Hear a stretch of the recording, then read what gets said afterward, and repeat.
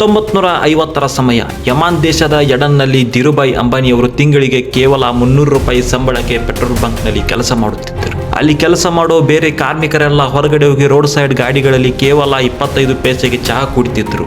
ಆದರೆ ಧೀರುಭಾಯಿ ಅಂಬಾನಿ ಮಾತ್ರ ಹತ್ತಿರದಲ್ಲಿದ್ದ ಒಂದು ದೊಡ್ಡ 5 ಸ್ಟಾರ್ ಹೋಟೆಲ್ಗೆ ಹೋಗಿ ₹1 ಕೊಟ್ಟು ಚಹಾ ಕುಡಿತಿದ್ರು. ಜನ ಇವರನ್ನು ನೋಡಿ ನಗುತ್ತಿದ್ದರು. ತಿಂಗಳಿಗೆ ₹300 ಸಂಬಳ ತಗೋ, ಇವನಿಗೆ 5 ಸ್ಟಾರ್ ಹೋಟೆಲ್ ಚಹಾ ಬೇಕಾ ಅಂತ ಗೇಲಿ ಮಾಡುತ್ತಿದ್ರು.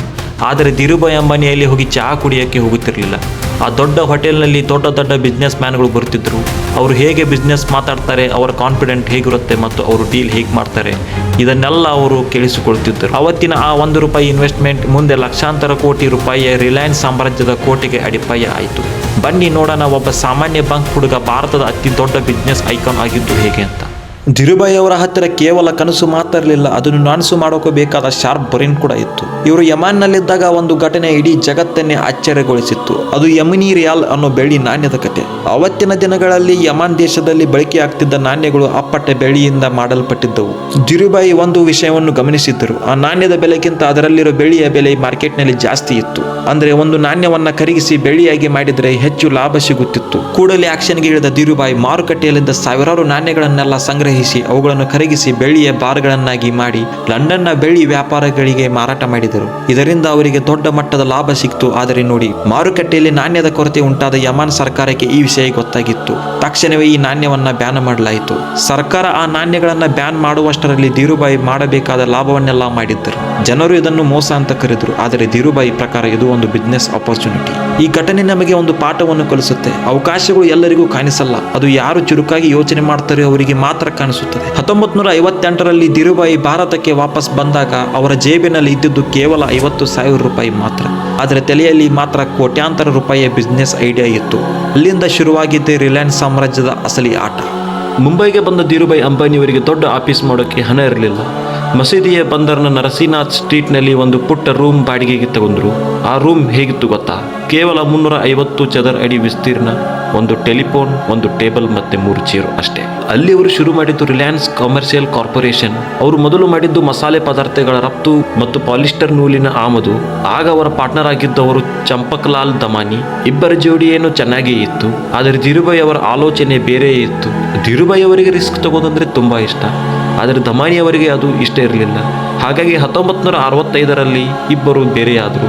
ಈಗ ಧೀರುಭಾಯಿ ಅಂಬಾನಿ ಒಬ್ಬರೇ ಪಾಲಿಸ್ಟರ್ನ ಬಿಸ್ನೆಸ್ನಲ್ಲಿ ದೊಡ್ಡ ಅವಕಾಶವನ್ನು ತಗೊಂಡ್ರು.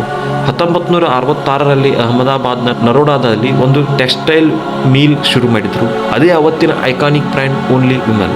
ಈ ಬ್ರ್ಯಾಂಡ್ ಎಷ್ಟು ಫೇಮಸ್ ಆಗಿತ್ತು ಅಂದ್ರೆ ವರ್ಲ್ಡ್ ಬ್ಯಾಂಕ್ನ ಒಂದು ಟೀಮ್ ಈ ಫ್ಯಾಕ್ಟರಿಗೆ ವಿಸಿಟ್ ಮಾಡಿದಾಗ ಇದು ಅಭಿವೃದ್ಧಿ ಹೊಂದಿರೋ ದೇಶಗಳಲ್ಲಿರೋ ಫ್ಯಾಕ್ಟರಿಗಳಿಗಿಂತಲೂ ಅದ್ಭುತವಾಗಿದೆ ಅಂತ ಸರ್ಟಿಫಿಕೇಟ್ ಕೊಟ್ಟರು.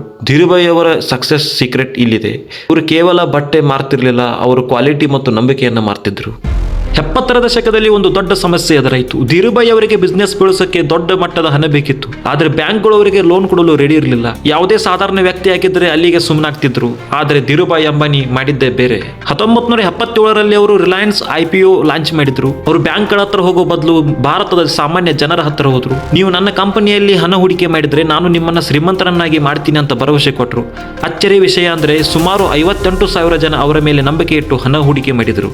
ಮುಂದೆ ನಡೆದದ್ದು ಒಂದು ಮ್ಯಾಜಿಕ್. ರಿಲಯನ್ಸ್ ಶೇರ್ ಬೆಲೆ ಎಷ್ಟು ವೇಗವಾಗಿ ಬೆಳೆಯುತ್ತಂದ್ರೆ ಅದನ್ನು ನಂಬಿದ ಸಾಮಾನ್ಯ ಹೂಡಿಕೆದಾರರು ರಾತ್ರೋರಾತ್ರಿ ಲಕ್ಷಾಂತರ ರೂಪಾಯಿ ಸಂಪಾದಿಸಿದರು. ರಿಲಯನ್ಸ್ನ ಆನ್ಯುವಲ್ ಜನರಲ್ ಮೀಟಿಂಗ್ ಅಥವಾ AGM ಯಾವ ಮಟ್ಟಕ್ಕೆ ಇರ್ತಿತ್ತು ಅಂದ್ರೆ ಅದನ್ನು ನೋಡಕ್ಕೆ ಯಾವುದೇ ಹಾಲ್ ಸಾಕಾಗ್ತಿರ್ಲಿಲ್ಲ. ಕೊನೆಗೆ ಒಂದು ಕ್ರಿಕೆಟ್ ಸ್ಟೇಡಿಯಂನಲ್ಲಿ ಸಾವಿರಾರು ಜನರ ಮುಂದೆ ಮೀಟಿಂಗ್ ನಡೆಸಬೇಕಾಯಿತು. ಭಾರತದ ಇತಿಹಾಸದಲ್ಲೇ ಒಬ್ಬ ಬಿಸ್ನೆಸ್ ಮ್ಯಾನಿಗೆ ಇಷ್ಟೊಂದು ಕ್ರೇಜ್ ಇದ್ದಿದ್ದು ಇದೇ ಮೊದಲು ಅನಿಸುತ್ತೆ. ಧೀರುಭಾಯಿ ಅಂಬಾನಿ ಕೇವಲ ತಾನು ಮಾತ್ರ ಬೆಳೆಯಲಿಲ್ಲ, ತನ್ನ ಜೊತೆಗೆ ಲಕ್ಷಾಂತರ ಭಾರತೀಯ ಮಧ್ಯಮ ವರ್ಗದ ಕುಟುಂಬಗಳು ಕೂಡ ಬೆಳೆಯುವಂತೆ ಮಾಡಿದ್ರು. ಅದಕ್ಕೆ ಇವತ್ತಿಗೂ ಅವರನ್ನ ಶೇರ್ ಮಾರ್ಕೆಟ್ನ ಕಿಂಗ್ ಅಂತ ಕರೆಯುತ್ತಾರೆ. ಧೀರುಭಾಯಿ ಅಂಬಾನಿ ಕೇವಲ ಒಂದು ಕಂಪನಿ ಮಾತ್ರ ಕಟ್ಟಲಿಲ್ಲ, ಅವರು ಭಾರತದ ಬಿಸ್ನೆಸ್ ಶೈಲಿಯನ್ನೇ ಬದಲಾಯಿಸಿದ್ರು. ಯಾರು ದೊಡ್ಡದಾಗಿ ಯೋಚನೆ ಮಾಡ್ತಾರೋ ಅವರು ಮಾತ್ರ ದೊಡ್ಡದಾಗಿ ಸಾಧಿಸಬಲ್ಲರು ಅನ್ನೋ ಅವರ ಫಿಲಾಸಫಿ ಆಗಿತ್ತು. ಅವರು ಹೇಳ್ತಿದ್ದ ಈ ಒಂದು ಮಾತು ಇವತ್ತಿಗೂ ಪ್ರತಿ ಯುವಕರಿಗೂ ಸ್ಫೂರ್ತಿ. ಅವರು ಹೇಳ್ತಿದ್ದರು, ನಿಮ್ಮ ಕನಸುಗಳನ್ನು ನೀವೇ ನನಸು ಮಾಡಿಕೊಳ್ಳಿ, ಇಲ್ಲದಿದ್ದರೆ ಬೇರೆಯವರು ತಮ್ಮ ಕನಸುಗಳನ್ನು ನನಸು ಮಾಡಿಕೊಳ್ಳಲು ನಿಮ್ಮನ್ನು ಕೆಲಸಕ್ಕೆ ತಗೊಳ್ತಾರೆ ಅಂತ. ಎಂಥ ಪವರ್ಫುಲ್ ಮಾತಲ್ವಾ. ಪೆಟ್ರೋಲ್ ಬಂಕ್ನಲ್ಲಿ ಕೆಲಸ ಮಾಡ್ತಿದ್ದ ಒಬ್ಬ ಸಾಮಾನ್ಯ ಹುಡುಗ ಇವತ್ತು ಲಕ್ಷಾಂತರ ಜನರಿಗೆ ಕೆಲಸ ಕೊಡುವಂತ ಸಾಮ್ರಾಜ್ಯವನ್ನು ಕಟ್ಟಿ ಹೋದ್ರು. 2002ರಲ್ಲಿ ಅವರು ನಮ್ಮನ್ನು ಅಗಲಿದರು, ಆದರೆ ಅವರು ಕಟ್ಟಿ ಹೋದ ರಿಲಯನ್ಸ್ ಇವತ್ತಿಗೂ ಜಗತ್ತಿನ ಟಾಪ್ ಕಂಪನಿಗಳಲ್ಲಿ ಒಂದಾಗಿದೆ. ಒಬ್ಬ ಮನುಷ್ಯನಿಗೆ ಛಲ ಮತ್ತು ಚುರುಕಾದ ಬುದ್ಧಿ ಇದ್ದರೆ ಇಡೀ ಜಗತ್ತನ್ನೇ ಗೆಲ್ಲಬಹುದು ಅನ್ನೋದಕ್ಕೆ ಧೀರುಭಾಯಿ ಅಂಬಾನಿಯವರೇ ಸಾಕ್ಷಿ. ಇದಾಗಿತ್ತು ಧೀರುಭಾಯಿ ಅಂಬಾನಿಯವರ ಕತೆ. ಒಬ್ಬ ಪೆಟ್ರೋಲ್ ಬಂಕ್ನಲ್ಲಿ ಕೆಲಸ ಮಾಡ್ತಿದ್ದ ಯುವಕ ಇವತ್ತು ದೊಡ್ಡ ಬಿಸ್ನೆಸ್ ಮ್ಯಾನ್ ಆದ ಕತೆ. ಅಂಬಾನಿ ಅವರ ಈ ಲೈಫ್ ಜರ್ನಿಯಲ್ಲಿ ನಿಮಗೆ ಇಷ್ಟವಾದ ವಿಷಯ ಯಾವುದು ಕಮೆಂಟ್ ಮಾಡಿ ತಿಳಿಸಿ. ಇಂತಹ ಮತ್ತಷ್ಟು ಸ್ಫೂರ್ತಿದಾಯಕ ಕಥೆಗಳಿಗಾಗಿ ನಮ್ಮ ಚಾನಲ್ ಅನ್ನು ಸಬ್ಸ್ಕ್ರೈಬ್ ಮಾಡೋದನ್ನು ಮಾತ್ರ ಬಿಡಬೇಡಿ. ಧನ್ಯವಾದಗಳು. ಜೈ ಹಿಂದ್, ಜೈ ಕರ್ನಾಟಕ ಮಾತೆ.